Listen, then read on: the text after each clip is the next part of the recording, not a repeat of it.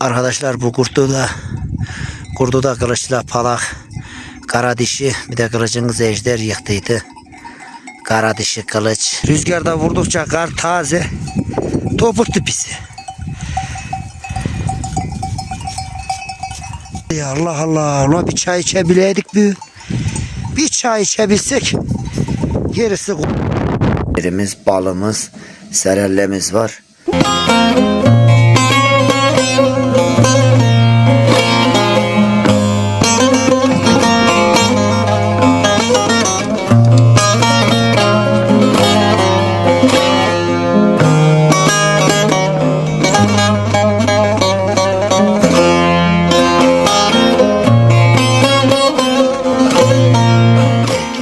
Peyniri ya. Ye. Çok iyi yarıyor. Efe eşeğim al gel Efe.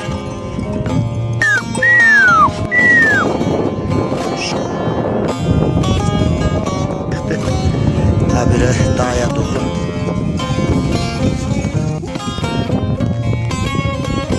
Burada köyler var. Ulan amcanın köyü.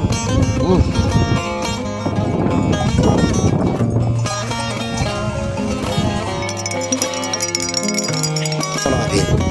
Bu koyun arkadaşlar ejder dişi.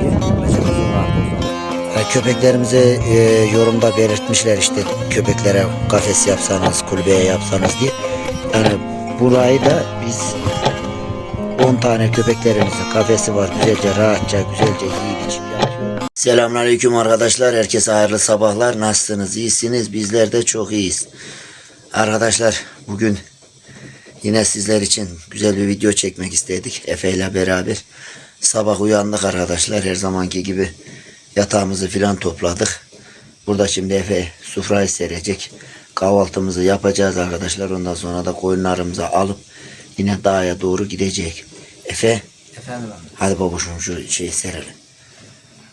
Şu yatakların şeyini de yapla efendim. Oraya bir bezini de at.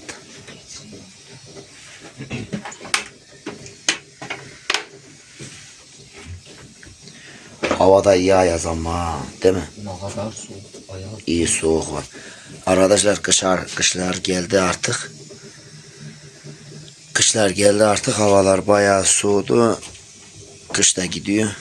Ama yapacak bir şey yok. Mecburen koyun yaymaya devam edeceğiz. Önce kahvaltımızı sağlam yapak ki Efe koyunları sağlam yer. Önce karnını iyi doyuracaksın ki koyunları iyi yayasın. Fırına patates de attın mı? Attım. Arkadaşlar helvamız var. Kahvaltımızda koyun peynirimiz, balımız, serellemiz var.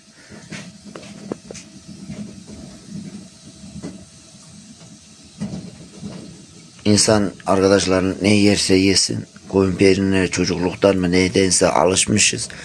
Koyun peyniri yemezse insan doyduğunu anlamıyor.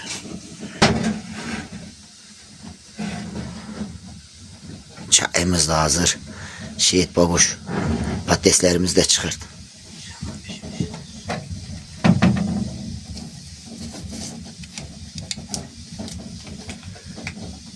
Tuz var değil mi efendim? Var tabii. Bak tuzu da getir de babuşum. Sabah güzel bir kahvaltı yapak.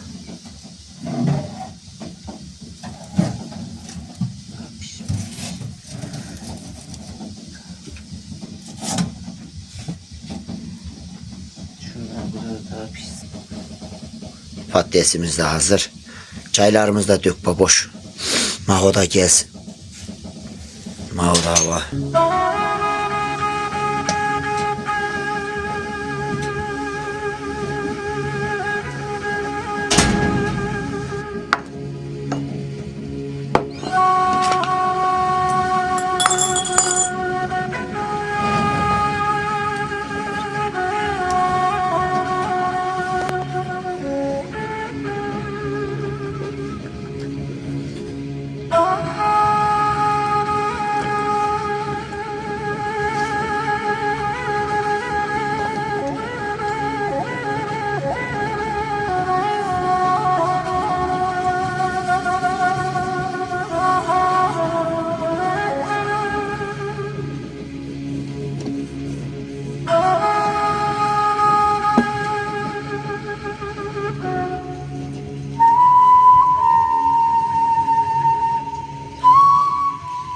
güzel bir kahvaltımızı yapak ki dağlara yine tırmanak koyun.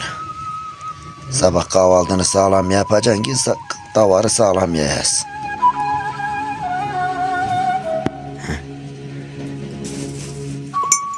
Ye Maho ye.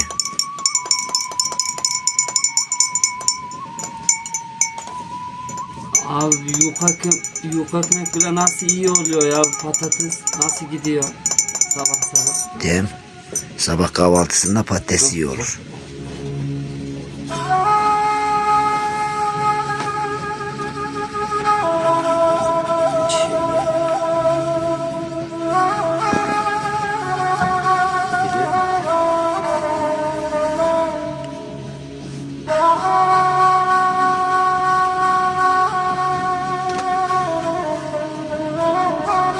Neyse arkadaşlar, kahvaltımızı yapalım. Ondan sonra da yavaştan eşeğimizi, hurcunluğumuzu, yükümüzü ayarlayalım. Ondan sonra da köpeklerimiz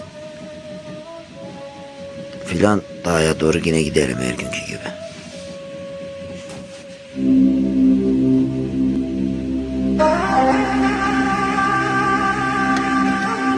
Süleyman abi yuka ekmek bile peynir nasıl gidiyor sabah sabah, iyi oluyor ya. Gider Koyun Maho. peyniri ya. Ye. Çok iyi yarıyor. Helal hoş olsun. Sağ ol abi.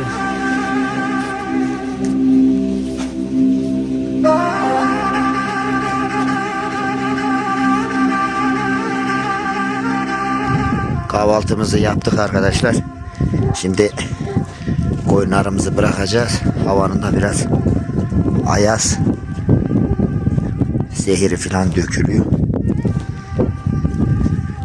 Yine dağa doğru gideceğiz. Önce koyunlarımızı bırakak. Ondan sonra da köpeklerimizi, neyimizi bırakak. Dağa doğru ufaktan başlayak. İyi ayaz var arkadaşlar. Ya Allah bismillah dedik. Arkadaşlar koyunlarımızı bırakak. Üş!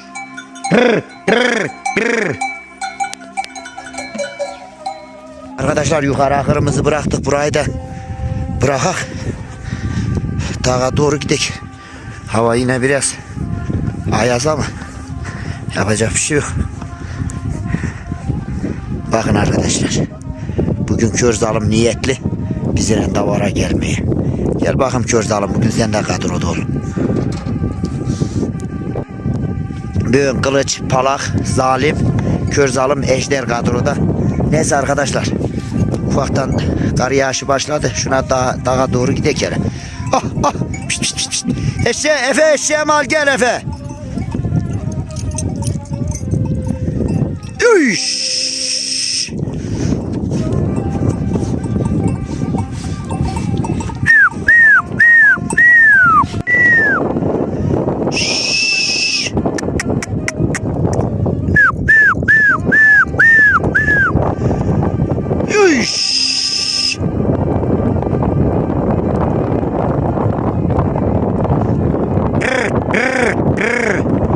Arkadaşlar buyurun bak bu kar yağışı var sanki.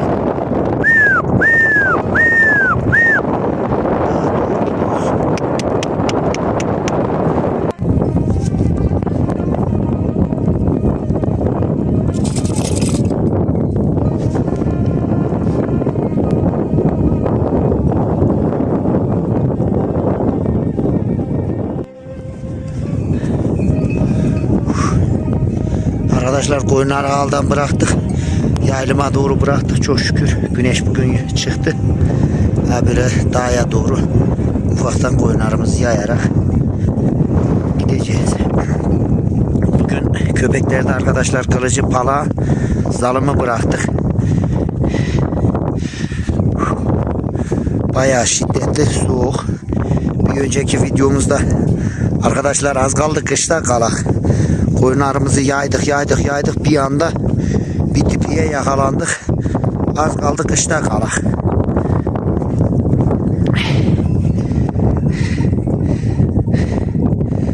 Koyunlar böyle çektik. Dağdan geldik bıraktık. Şimdi koyunlarımız böyle yayılsın. En güzel, en mutlu bir şekilde yayılsın. Sizlere bugün bir konu hakkında çok önemli şeyler anlatacağım arkadaşlar. Koyunlarımızı bir yere dağa bırakıyor. Bazı arkadaşlar yorum yapıyor, işte koyunları niye dağa bırakıyorsunuz, evde yem vermiyorsunuz filan diye. Onu detaylıca sizler için güzel bir şekilde anlatacağım arkadaşlar. Şimdi koyunları tam otun başına götürerek orada detaylıca hep beraber güzel bir açıklama getirelim bu işe. Arkadaşlar şimdi bazı yorumda arkadaşlarımız yazıyor ki ya işte koyuna kışta yazlık değil mi? Yem versene niye bırakıyorsunuz filan diye. Arkadaşlar öncelikle bütün yorumlara saygımız var. Sıkıntı yok o konuda ama koyunlar erken yeme girdiği sene altlarında ne kadar kermede kapalı alanda kalıyor. Bu sefer koyunların ayaklarında sıkıntı oluyor. Arkadaşlar bu sefer koyun 2 ay, 3 ay, 4 ay, 5 ay içeride kaldığı zaman koyunun tırnağı uzuyor. Ayak basarlarında sıkıntı oluyor. Tırnak çürümesi oluyor. Ne kadar dışarıda doğal yayılırsa koyun o kadar sağlıklı oluyor. Mesela koyun içeride yemi yiyor, ayakları bozuluyor, tırnakları bozuluyor. Ha tamam, bu dağda yayılmasından rahat oluyor ama koyunun yani tırnak yapısı bozuluyor. Koyunun da tırnak yapısı bozulup tırnağı falan uzadığı zaman bir daha düzen tutmuyor. Bu sefer ne oluyor arkadaşlar? Koyun, o misille etli koyun çıkıyor bahara, aksiye yine zayıflıyor, hiçbir şeye yaramıyor. Ondan sonra mesela kuzlamayı geliyor. Koyun içeride yemi yiye ette duruyor. Bu sefer kuzlarken kuzlayamıyor. Teni dar oluyor. Kuzlayamıyor. Ondan sonra kuzlayan koyun arpa sütü bu sefer şey yapıyor, kuzulara dokanıyor. Anasının sütü yağlı oluyor. Bu sefer anasının sütü kuzuya dokanıyor. Bu sefer kuzular ölüyor. Yani arkadaşlar ne kadar dışarıda doğalda yayılırsa koyunlarınız o kadar sağlıklı olur. Hem ayak bakımında, hem tırnak bakımında, hem doğal yayılmasında. Bir de bizim olduğumuz bölge arkadaşlar kar olabilir, soğuk olabilir ama ot çok. Mesela koyun ayağını yere vurup eştiği zaman, yani bir 4 saat 5 saat yayıldığı zaman yani çok rahat bir şekilde koyunlar istediğin gibi doyabiliyor yani. Onun için yani bunu açıklamak istedim. Bir de bu dededen babaya biz dededen babamız görmüş, babamızdan da biz gördük bu koyunculuğu. Onun için arkadaşlar bu bize bir miras kaldı yani. Böyle koyunculuk yaptığımızda daha sağlıklı, daha iyi, daha geliri güzel olduğu için, onun için biz yani daha çok yemlemeyi değil de yaymayı tercih ettik. Çünkü hem yaydığın zaman koyun dağların bin bir çeşit güzel otlarını yiyor. Bin bir çeşit doğal yayılıyor. Daha besinli oluyor. Onun için arkadaşlar yani her zaman için doğal yaşam, doğal yayılması iyi oluyor. Hem kuzu gelirinde iyi oluyor. Tabii koyununu kara kışa vurup da dağda koyup zarar ziyan ettirmeyeceksin. Yayıldığı gün yayacaksın, yemlendiği günde yemleyeceksin. Biz yıllarca dedemden babamdan da bize kaldı arkadaşlar bu miras. Çok da severek işimizi yapıyoruz, hevesliyiz bu konuda. Yani genelde de yaza kadar da bizim koyunumuz az bir masrafına da yayılır. Yani bu halimizde çok memnunuz. Yani bazı arkadaşlarımız yorum yapmıştı. Onlar için bu açıklığı getirdim.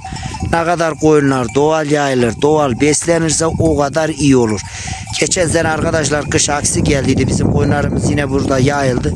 Köylülerinki misal yemlendiydi. Adamların bahar oldu. Tırnağı uzayan, aksayan, koyunu kuzlayamayan, kuzu ölen bir sürü zararları, ziyanları olduydu. Allah'a çok şükür bizim koyunumuz belki yaza kadar yayılıyor, zayıflıyor ama en azından sağlıklı kuzu alıyoruz. Tırnak yapımından neden sağlıklı oluyor. Yani hem bir de zaten koyun doymadığı zaman da arkadaşlar ek takviye yapıyoruz yani. Koyun alsa dağlar koyun ye doy, ister doy ister doyma deyip de yani koyuna da acımasızlık yapmıyoruz arkadaşlar yani. Onun için sizler için detaylıca bunu anlattım. Şimdi buraya koyduk arkadaşlar. Bakın buraya bir koyak. Kar görünebilir ama bu koyun burada 3 saat 4 saat yayıldığı zaman bu koyun istediğin gibi burada otunu alacak. Başka şansı yok yani. Ha, doymadığı zaman da mesela bahara doğru doyamadığı zaman kuzusu karnında büyüyüp ağırlık olduğu zaman da ek takviye yemini veriyoruz. Yani koyunculuğu da en güzel şekilde yapıyoruz. Devlet destekli yapıyoruz. Projedeyiz. Koyunculukta birincilik plaketimiz var. Babam birincilik aldı. Yani koyun koç yetiştiricisi olarak da Sivas birinciliğimiz var arkadaşlar. Şimdi bunu detaylıca size anlattım. Şimdi koyunlarımızı yayalım biraz. Yine detaylıca videomuzu çekek sizler için. Sizlerin de beğenisi, yorumları, güzel yorumları, çok yorumlar bizler için çok önemli arkadaşlar. Sizler için ben soğuk, karkış dinlemede video çekiyorum. Sizlerin de bol yorumları bizim için çok iyi olur arkadaşlar.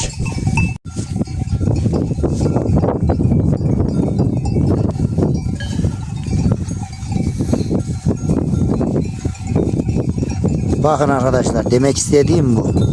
Koyun istediği gibi ayağıyla eşiyor, istediği gibi otunu çıkartıyor, yiyor. Kuzular bile öğrendi.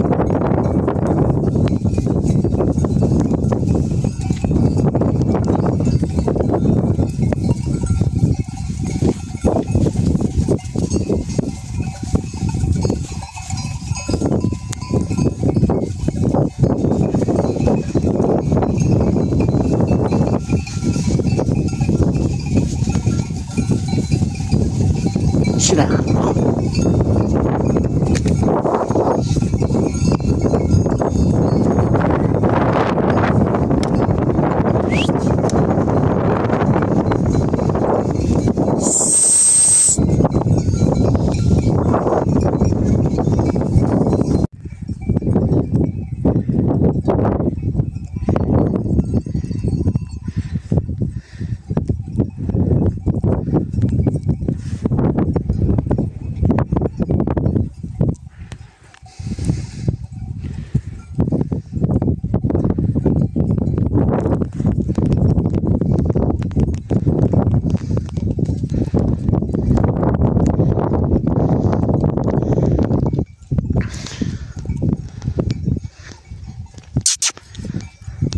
Zalim.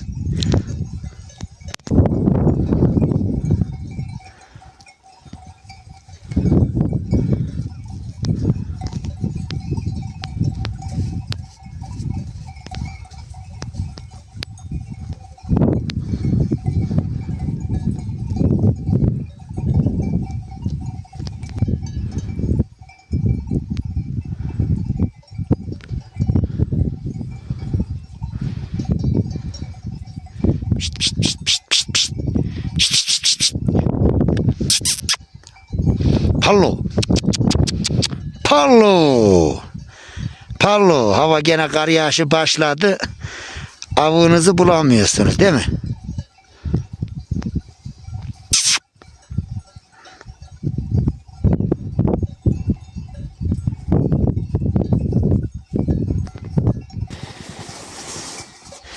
Oğlum siz debelendikçe kış çıkıyor. Siz debelendikçe kış çıkıyor. Etmeyin tutmayın yeter. Elimiz donuyor.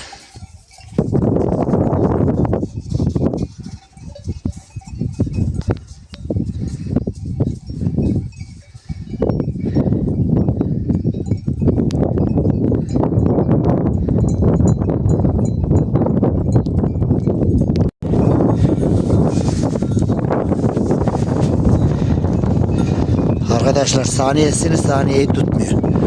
Hava raporu aniden değişiyor. Köpeklerin birini tuttuk arkadaşlar. Aşağıda köyler var. Turan amcanın köyü var. Çakır'ın köyü. Irmaş, Mergulak filan yakın. İtler basıyor, köye gidiyor. Mecbur. Bir tanesini tutuyor. Bizi takip eden arkadaşlar zaten bilirler. Turan Kangalı. Bizim itlerin geldiği yer Çakır'ın köyü. Çok yakın arkadaşlar bize sınır. Onun için mecburen köpeklerimizi tuttuk. O da eşekte bağlı. Siniliyor. Yine duman çöktü dağlarımıza.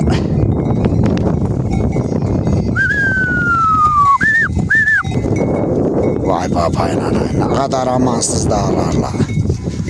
Dağlar seni delik delik delerim diyor ya. Hal buralar toprağını erer. Alo. Alo. Alo. Alo. Uf.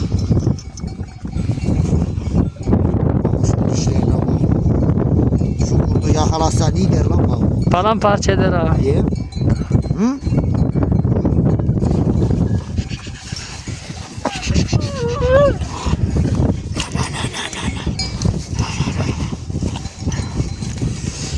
Bak o hayvanlarını çok sevecek. Köpeklerini çok sevecek. Onlar bizim sürümüze bak. Bunlar bizim kurtlardan. Bak o. Değil mi? Bunları çok seveceğim bu. Doğru söylüyorsun abi. Bunun bir babası vardı. Dağlar elinde zar ağlardı. Değil mi bunu? Oo. Adam şunları sevmez mi lan? Hı? Bunlar bizim can dostlarımız. Bunlar bizim can dostlarımız. Alo. Alo. Ha? Aslanım. Aslanım. Aslanım.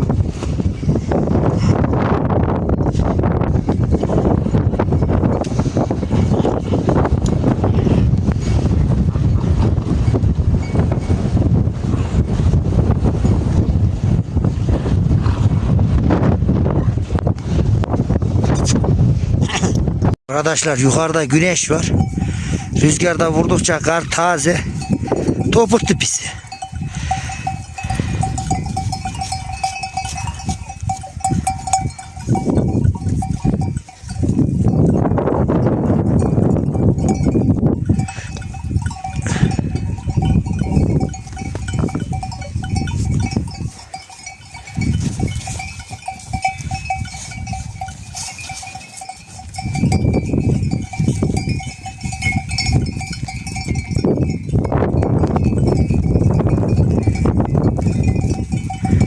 Kışa bakın, kışa arkadaşlar, topuk tipisine bakın.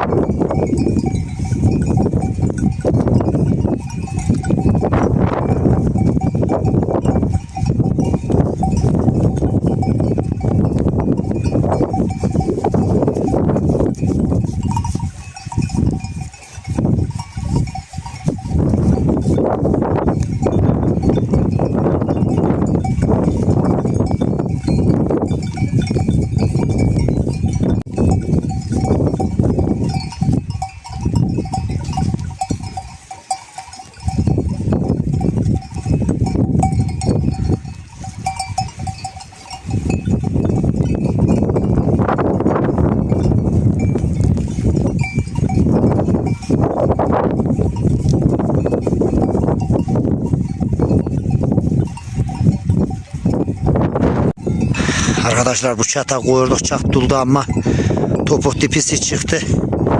Ama mecbur koyunlarımızı doyurmak zorundayız. Ama koyun çıkarttığı otunda köküne kadar gidiyor.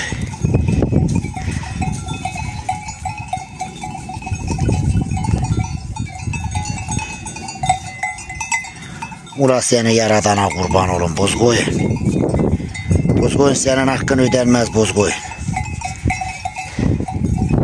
Ben seni nasıl yaymayayım bozkoyun.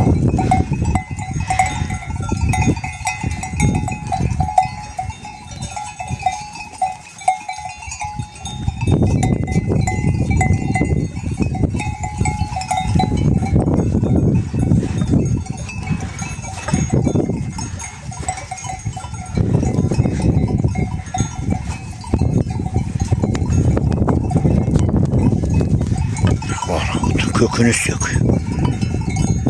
Arkadaşlar topuk tipisi çıktı ya. Allah Allah. Ulan bir çay içebileydik bir. Bir çay içebilsek gerisi kolay. Rahat duman ediyor dağları la. Vay beni vay beni vay.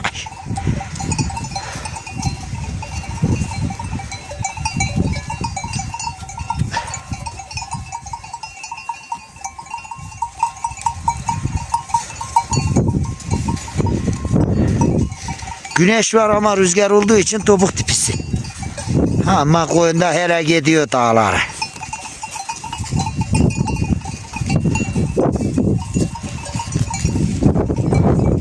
Arkadaşlar zor bir çay yaptık. Bunu bir içeydik.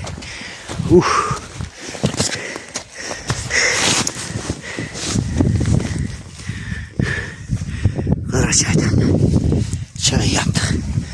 Zoruna kar, kış, şu malzemenin üstünün kışına bak. Kardeş sen de üşüdün mü oğlum la?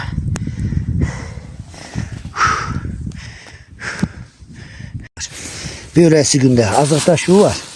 Azıkta bu var. Demeyeceksin hemen ne var ne yok. Yiyip içip davarın yanına yetişeceksin. Mahoyun da geldi çay yaptı. Allah Allah. Ha, bu çobancılık ne kadar zor bir meslek.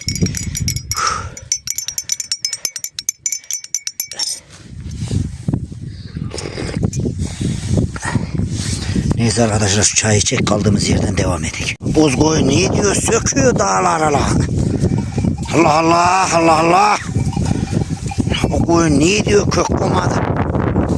Vay vay vay vay vay vay vay vay.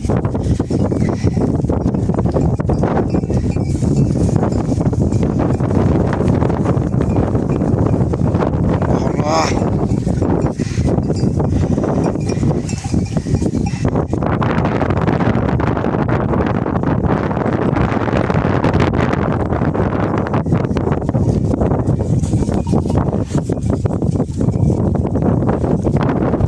Ula bozkoyun senin yediğin içtiğin helal lan.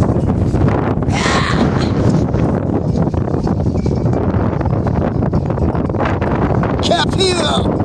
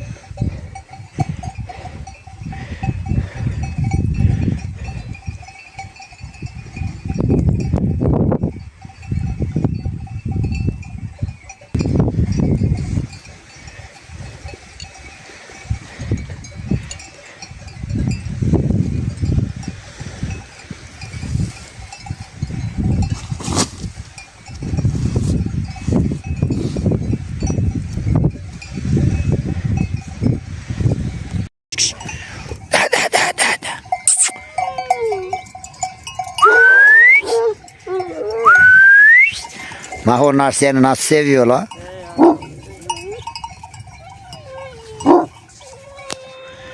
De ki sese bak la.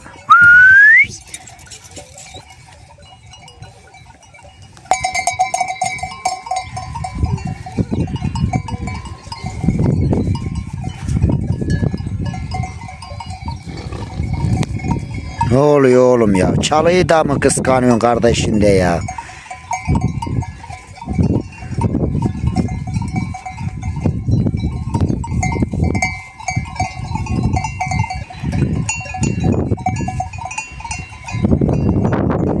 Hayvanlar kışta bile sürüyü bırakmıyor görüyorsun.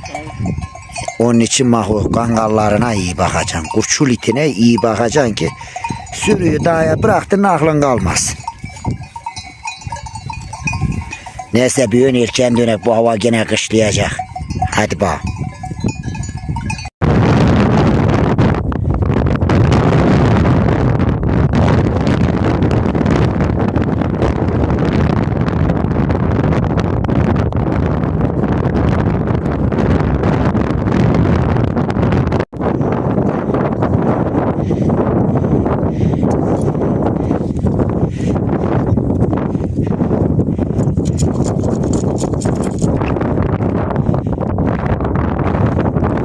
Eşek bile kışta gözleri buz tuttu. Vay beni vay beni vay. Bak abi dağlar kış.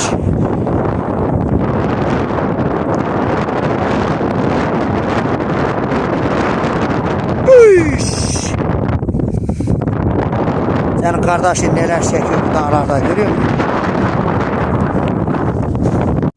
Arkadaşlar sağ sol ederken arka tarafta çıktık, hala doğru gidiyoruz.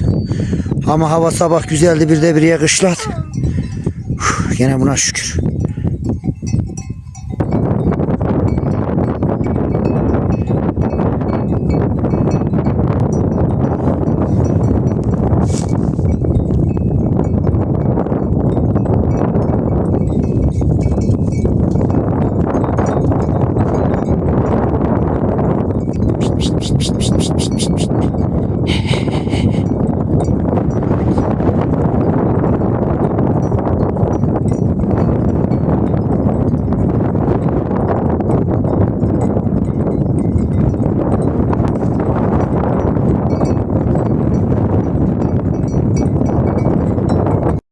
Arkadaşlar sabah gördüğümüzde hava iyiydi. Ama yerini yine kara kışa bıraktı. Biz de koyunları yayarak hala doğru gidiyor. Ama yine vaziyet kışlayacak. Vaziyet gene kışa alnımızın çatını böyle vere vere yavaş yavaş ağla doğru gidecek.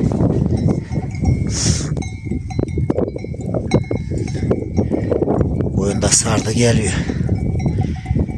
Bu taraf bir şey yok ama bu taraf dumandan hiçbir yer görükmüyor. Neyse arkadaşlar yaylaya doğru arar gidelim.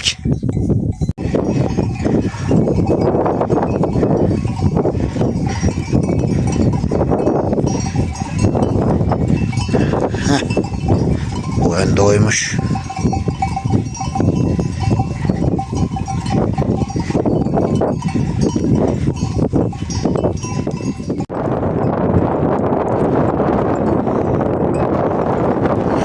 Başladı.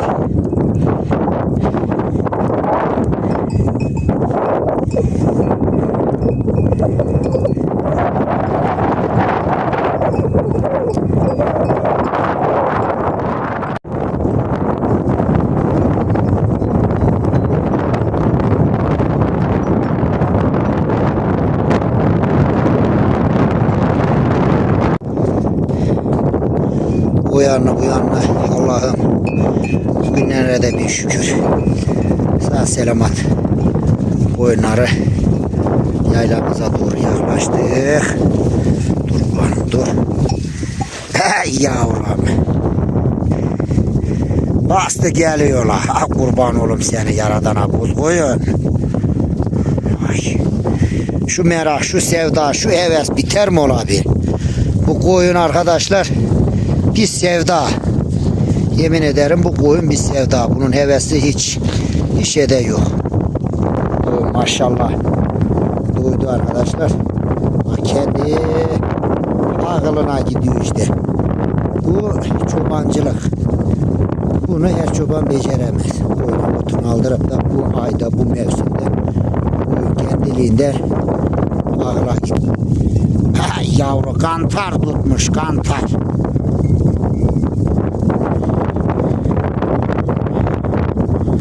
Ulan sen ne kadar emek dersin.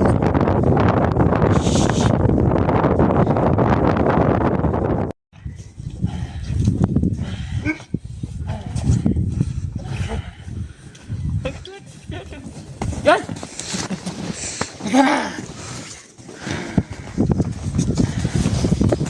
Dur lan ile çok şey ettin niye çıkmıyor ki?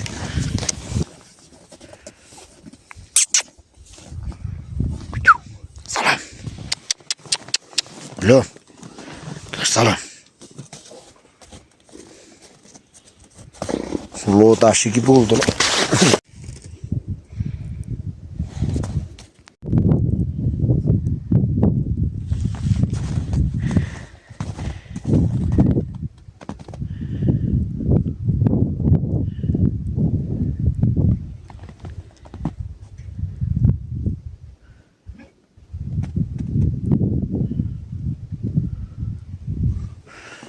Şuna bak oğlum. İki iç sırtı gibi.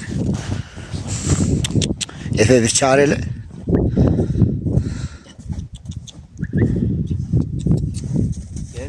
Gelir mi ya? Kaç.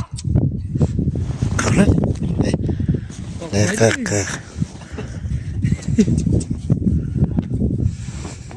Maşallah. Tamam. Hadi onu da içeri koy da üşümez. Ne ettin Efe? İyiydim abi, siz ne ettiniz? Neydik la? Güne felaket kışladı la. Ne pişirdin kubanla? Kaburgayla patates. Vallahi iyi. Bir gün hak ettik o zaman. Neyse çek kubanım, çek, ağla girsin, çek. Gariban bir gün gene ile koyun yaydık.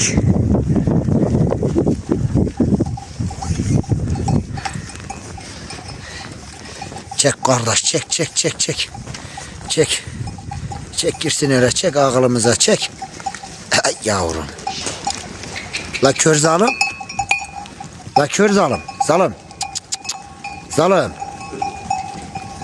Zalim sen niye bize satış yaptın zalim? Zalim. Arkadaşlar bugün de sağ selamet geldik. Çok şükür koyunları ağımıza çekiyoruz. Yeni abone olan arkadaşlarımız herhalde köpeklerin kafesini görmemiş. Video kafesi göstereyim. Koyunlarımızı da içeriye koyak. Videomuzu sonlandırak. Lan gözlerimiz kör olacak lan. Kar gire. Arkadaşlar size köpeklerin kafesini de göstereyim. Bir de yeni olan abone olan arkadaşlarımız belki görmemiştir. Arkadaşlar bu kurdu da kılıçla palak, kara dişi, bir de kılıcımız ejder yıktıydı. Kara dişi kılıç. Ondan sonra palak kara dişimiz öldü. Şimdi bu kurdu görünce onlar aklıma geldi. Sizlerle paylaşmak istedim. Bizim burada kurt yıkan köpeği bir kısır keserler. Kuyruğunu köpeğe yediririz boğazında kıl kalmasın diye. Kurdu da böyle ün nam olsun diye asarız. Kısırda diğer çıkan eti de ya yemek veririz ya da komşularımıza dağıtırız arkadaşlar. Bununla burada sizi bilgilendirmek istedim. Arkadaşlar burada köpeklerimizin tam 10 tane kafesi var. Akşamları köpeklerimizi buraya koyuyoruz. Sabahları çıkartıp oraya bağlayıp orada payını veriyoruz arkadaşlar. Yani köpeklerimizi yorumda belirtmişler işte köpeklere kafes yapsanız, kulübeye yapsanız diye. Yani burayı da biz 10 tane köpeklerimizin kafesi var. Güzelce rahatça güzelce yiyip içip yatıyorlar. Davara gidecekler gidiyor, gitmeyecekler. Hava soğuk olursa burada kalıyor, yoksa dışarıya bağlıyoruz. Yani köpeğe de koyunumuza da her şekilde güzelce bakıyoruz. Neyse arkadaşlar, bir videonun da sonuna geldik. Sizler için kış demede, soğuk demede video çekiyorum. İnan ki parmaklarımı hissetmiyorum. Siz de beğenip paylaşır, yorum yaparsanız bizlerin kanalı büyür. Bizler de sizler için elimizde geldiğince güzel videolar, güzel içerikler çekeriz. Beğenip paylaşmayı unutmayın. Kendinize iyi bakın değerli takipçilerim. Allah'a emanet olun. Bir dahaki videoda görüşmek üzere. Herkese bay bay. Rüzgarda vurdukça kar taze. Topuktu pisi.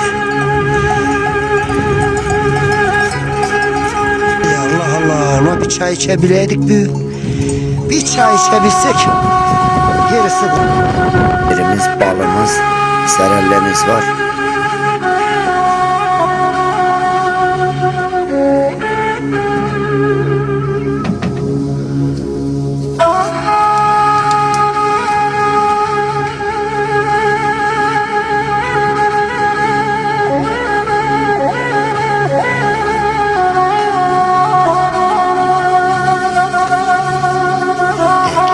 Geneli ya. Çok iyi yani. Efe Şemal gel Efe.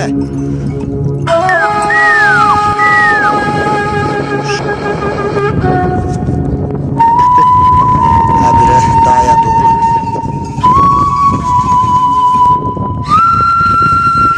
Burada köyler var. Güzel amcanın köyü.